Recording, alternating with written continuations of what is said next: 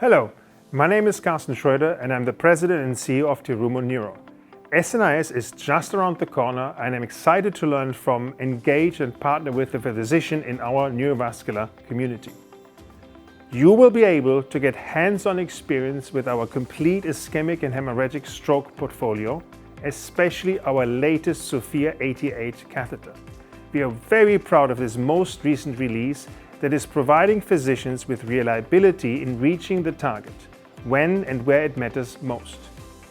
We are very honored to have Dr. Charles Matouk present his early clinical experience with the SOFIA 8 catheters during our industry spotlight on Monday, July 14th. We are also celebrating a major milestone, 15 years of the WEB device doing SNIS.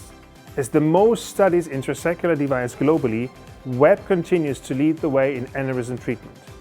That legacy continues with the WISE study being presented during Industry Insight on Tuesday by Professor Laurent Pierot.